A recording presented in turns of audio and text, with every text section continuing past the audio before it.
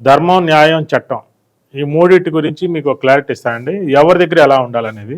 ఇంట్లో వాళ్ళతోటి, family members తోటి కంపల్సరీగా ధర్మంగానే ఉండాలండి. తెలిసిన వాళ్ళు, చుట్టాలు, ఫ్రెండ్స్ అందరితో న్యాయంగానే ఉండాలి. బయట వాళ్ళు మనకు ఎవరో తెలియదు, మన సంబంధం లేని వాళ్ళు, వాళ్ళతోటి చట్ట ప్రకారం ఉండాలి. అప్పుడే ఇవాళ ఉన్న కాలంలో ఎదుగుతాం. మీకు ఒక ఎగ్జాంపుల్ చెప్తా ధర్మంగా ఎలా అనేది. తల్లిదండ్రులు ఆస్తి పంచేటప్పుడు ఒక చిన్న పిల్లోడు కదని వాడికి ఒక 10 రూపాయలు ఎక్కువ ఇచ్చాడు. కానీ కొంతకాలం తర్వాత చిన్నవాడు కొద్ది దెబ్బతిన్నాడు, పెద్దవాడు బాగున్నాడు. అప్పుడు నువ్వు వాడికి ఎక్కువ ఆస్తి ఇచ్చావు కదా, నువ్వు వాడి దగ్గర ఉండాలి అనకూడదు. ధర్మం అనేది ఉంది కాబట్టి, వాడికి ఎక్కువ ఇచ్చిన అమ్మ నాన్న కాబట్టి నువ్వు ధర్మంగా వాడి దగ్గర డబ్బులు లేకపోయినా కానీ, వాడు మంచివాడైనా చట్టంగా నువ్వు ధర్మంగా ఉండాలి. వాడు చూసినా చూడకపోతే నువ్వు ధర్మంగా నువ్వు చూడాల్సిన బాధ్యత నీకుంది. ఇదే ధర్మం అంటే. అట్లా న్యాయానికి ఇంకొక ఎగ్జాంపుల్ మీకు చెప్తాను. ఫ్రెండ్స్ ఉంటారు, ఇద్దరు ఫ్రెండ్స్. ఒక ఫ్రెండ్ దగ్గర ఒక ఫ్రెండ్ ఒక 3 సంవత్సరాలుగానే అద్దెకు తీసుకున్నాడు. ఒక సంవత్సరం తర్వాత అతనికి ఆ షాపు ఖాళీ చేశాడు.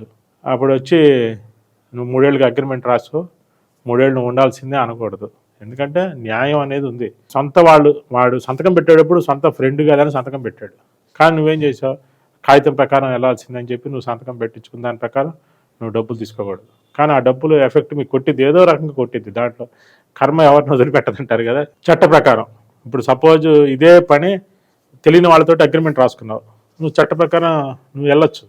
ఎందుకంటే ఆ రోజు ఇద్దరు చదువుకుంటారు. ఆయన లాయర్ చూపించుకుంటాడు, ఈయన లాయర్ చూపించుకుంటాడు. నువ్వు 10 మందితో మాట్లాడి తీసుకుంటావు, అద్దె బార్గెనింగ్ చేసి తీసుకుంటావు, ఇక్కడ 10 మందితో బార్గెనింగ్ చేసి తీసుకుంటావు. అందువల్ల అక్కడ చట్ట ప్రకారం వెళ్ళు బయట వాళ్ళ దగ్గర. కానీ సొంత వాళ్ళ దగ్గర, తెలిసిన వాళ్ళ దగ్గర చట్ట ప్రకారం వెళ్ళకూడదు. ఎందుకంటే ఆ రోజు సంతకం పెట్టేటప్పుడు నీ మీద నమ్మకంతో నీ ఊరు వచ్చాడు, నీ దగ్గరికి వచ్చాడు, అక్కడ న్యాయమే ఉండాలి. ఇవన్నీ కూడా కొద్ది జీవితంలో ఎదిగే కొద్దికి ఇవన్నీ బయటపడతా ఉంటాయి. ఈరోజు టెంపరీ చూసుకుంటారు కానీ లైఫ్ స్పాన్లో వాళ్ళకి ఇవన్నీ కూడా ఈ కర్మ రిటర్న్ వస్తుంది. వాళ్ళకి ఒకవేళ ₹1 ఎక్కువ డబ్బులు ఇచ్చినా నష్టపోయినా మళ్ళీ మీ కర్మ రిటర్న్ వచ్చింది. ఏదో రకంగా ఏదో సహాయం, ఏదో హెల్ప్ చేస్తూనే ఉంటారు. ఆ కృతజ్ఞత ఉండిద్ది. ఇప్పుడు లేకపోయినా సరే ఫ్యూచర్లోనే వచ్చేసి